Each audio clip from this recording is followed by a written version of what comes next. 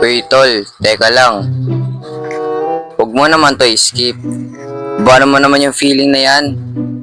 Tsaka tanong ko lang, bakit kapag about sa Diyos, feel na feel mo talaga yung pag-skip na yan? Ay, ikaw Tsaka tol, tanong ko lang, meron ka bang kaaway? Ikaw palaaway ka pala. Charot, bakit kaya kayo nag-aaway? Dahil ba yan sa jowa, love life, or kaya pinagtripan ka, or something? Wanya yan, ang daming rason para lang magkaroon ng kaaway, di ba? Ay nako, ikaw talaga. Tsaka meron akong pabor. Pwede mo bang panoorin yung full video nito? Kasi this is about sa mga kaaway. Baka matulungan kita sa sitwasyon na yan. Sa tingin mo tol, anong masasabi ng Biblia sa ating mga kaaway o tungkol sa mga kaaway? Ikaw, alam mo ba? Malamang oo no, kasi love your enemies nga, di ba? Pero maliban dyan, meron ka pang kailangan matutunan. Halika at makinig. Meron akong step by step sa'yo para sa sitwasyon na yan na paniguradong makatulong sa'yo. This is biblical, kaya makinig kang mabuti. Una, alamin mo yung good reason bakit kayo naging magkaaway. Bakit kailangan to? Of course, para malaman mo kung worth it ba maging kaaway yung taong yun. Kasi in the first place, bakit kaya maging magkaaway? Diba? Baka nagpakadala ka lang sa yung understanding. Or baka na-harsh ka lang sa sinabi niya. Or baka feel mo lang, hate mo siya. Ibang reason. Eh di ko alam Ikaw na nakakaalam nun. Siyempre, ikaw pa. Kasi si Panginoong Hesukristo, meron talaga siyang karapatan, rights para maging villain. Para i-hate yung mga tao. Matik, si Panginoong Hesukristo, He suffered everything. Mas nagdusa siya sa iyo. Kasi imagine mo, tinalikuran ka, pinagkamalang makasalanan, tinaksilan, binackstab, siniraan, pinatay ng wala namang kasalanan. Feel niya mag-isa siya, felt loneliness, dinuraan, pinagtawanan, pinahiya, pinagpapalo, pinagkampas ng latigo. Ngayon, ikumpara mo yan sa sintur ng tatay mo. Walang-wala yan.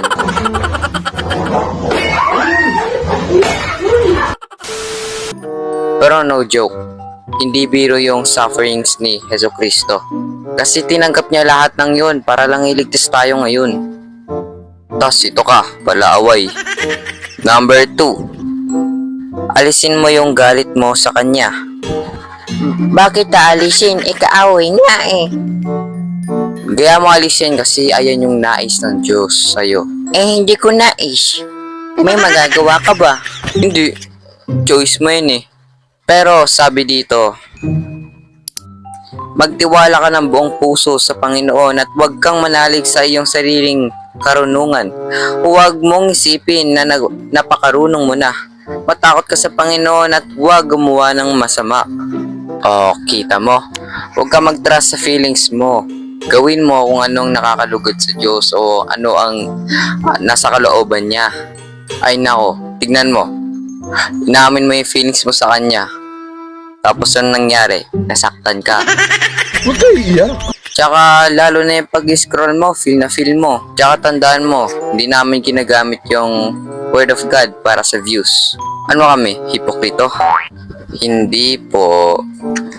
Natuklasan namin yung truth and peace, katotohanan at kapayapaan sa Diyos.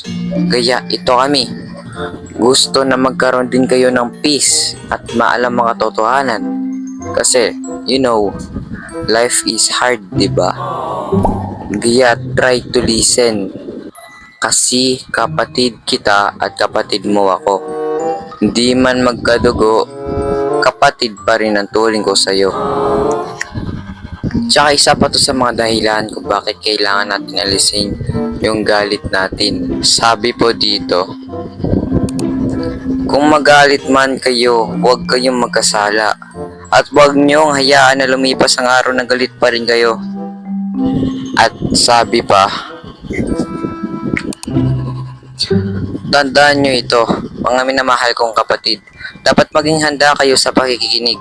Dahan-dahan sa pananalita at huwag agad magagalit. Sapagkat ang galit ay hindi nakakatulong sa tao para maging matuwid ang paningin sa Diyos.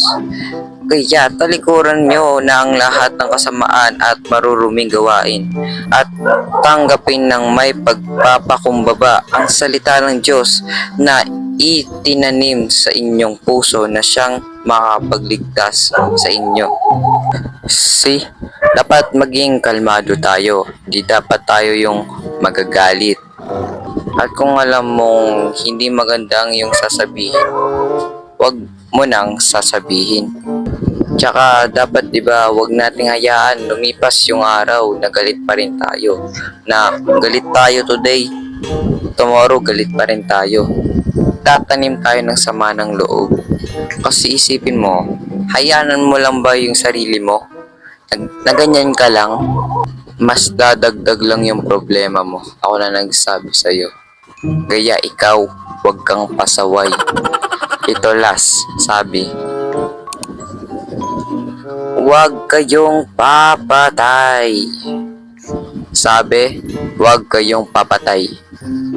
Pero hindi ka naman mamatay tao, di ba? Well, dyan ka nagkakamali. Ang sino mga nagpopoot sa kanyang kapatid ay isang mamamatay tao. At alam ninyo na walang mamamatay tao ang may buhay na walang hanggan. Ikaw halata ka na. Sumbong ito sa pulis.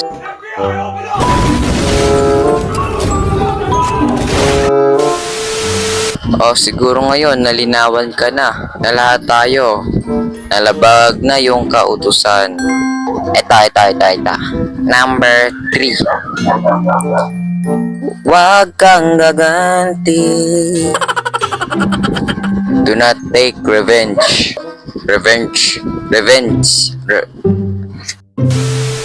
Siguro alam niyo naman to, napaka-famous nito eh. Mga Sigma kayo, diba? Joke lang. Kasi ang taong gumaganti ay nagpapauto sa kanyang damdamin. Sabi-sabi nito. Hayaan mo lang ba yan? Ginagago ka lang nan. Huwag mo nang papalampasin yan. Tama, nagmura ako. Pero naging specific lang ako kasi minsan yan talaga yung pumapasok sa isipan ng mga tao. Lalo na kapag gangsta. Yun ang sinasabi ng Diablo sa isipan ng mga tao. Totoong mali magmura. Pero example lang yan. Huwag kang OA. Sabi dito. Mga minamahal, huwag kayong maghihiganti. Ipaubayan ninyo iyan sa Diyos. Sapagkat sinabi ng Panginoon sa kasulatan, ako ang maghihiganti, ako ang magpaparusa. Ayan, malinaw yan. We should not take revenge. Meron tayong kasabihan, di ba? Kapag binatuan ka ng bato, batuin mo naman siya ng tinapay. Ibig sabihin, kapag ginawan ka ng masama, gumanti ka. Pero gamit ang kabutihan. Oo, alam ko masama ang gumanti. Pero ang tinutukoy kong paghiganti ay yung kabutihan. Tutukoy kanina yung kasamaan. Pero ito hindi. Basahin mo to. Ay, ako pala magbabasa. Kaya kung nagugutom ang inyong kaaway, pakainin mo. Kung siya'y nauuhaw, painumin mo. Dahil kapag ginawa mo ang mga ito, mapapahiya siya sa kanyang sarili. Huwag kayong papatalo sa masama, kundi talunin ninyo ang masama sa pamamagitan ng paggawa ng mabuti. Diba? Tsaka sabi diba, kung yung kaaway natin ay kailangan ng tulong, tulungan natin. Dahil sa pamamagitan nito, mapapahiya yung kaaway natin. Kasi imagine mo, sinabihan mo yung kasama mo ng, Ang hina-hina mo naman mag-basketball. Daig pa kita, ang hina-hina mo. Practice ka pa. Bulok. tas yung sinabi niya, Sa susunod po, gagalingan ko po. Para po, pag naglaban po tayo, hindi ka pa maboring. Sorry na po kuya. Ay na po kasi yung best ko. Di ba? Magigilty ka kasi ikaw na nga yung walang hiya. Tapos yung manaliit mo pa, yung nag-sorry. Kasi minsan, nakakatulong yung guilty. Yung guilt. Para ma-improve yung ating behavior. Ito, pang-apat. Patawarin mo na siya. Bakit ko yun papatawarin? Kupal yun. Ano siya, VIP? Ikaw nga madaming kasalanan Nagreklamo ba yung Diyos?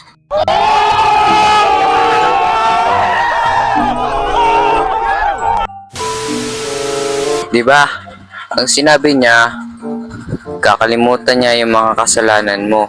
At kahit sobrang dami ng kasalanan mo, kapag maghingi ka ng patawad, babalik loob ka, magbabago ka, magiging kasing puti ng snow yung iyong kasalanan. Magiging malinis ka. Kasi nga, mahal ka niya. Tsaka sabi, kung pinapatawad ninyo ang mga taong nagkakasala sa inyo, patatawarin din kayo ng inyong amang nasa langit. Ngunit kung hindi ninyo sila pinapatawad, hindi rin kayo papatawarin ng inyong ama. Patas ang Diyos. Kung ano ang trato mo sa iba, yun din ang trato ng Diyos sa iyo. Kaya matuto ka magpatawad kahit sumusobra na, dahil yan ang tama. Alisin ninyo ang anumang samaan ng loob, galit, pag-aaway, pambubulyaw, paninira sa kapwa. Mga backstabber dyan, makinig kayo. Pati na ang lahat ng uri ng masasamang hangarin. Sa halip, maging mabait kayo at maawain sa isa't isa. At magpatawad kayo sa isa't isa, gaya ng pagpapatawad ng Diyos sa inyo dahil kay Kristo. Mahalaga talaga yung pagpapatawad, dahil ito yung nagbibigay din sa atin ng tinatawag na peace. Kasi minsan, sinasabi mo, Gusto ko ng peace. Gusto ko talaga ng peace. pero kapag hindi, why are you denying peace? Kasi alam mo naman 'di ba na magiging peaceful kapag nagpatawad ka. 'Di ba? Eto, final one. Obey his teachings. Sabi dito, huwag lang kayong maging tagapakinig ng salita ng Diyos, kundi sundin niyo ang sinasabi nito. Dahil kung hindi, dinadaya nyo lang ang sarili nyo. Dahil kung nakikinig lang ang isang tao sa salita ng Diyos, pero hindi naman niya tinutupad ang sinasabi nito, katulad siya ng isang taong tumitingin sa salamin, na pagkatapos makita ang sarili ay umaalis at agad kinakalimutan ang ayos niya.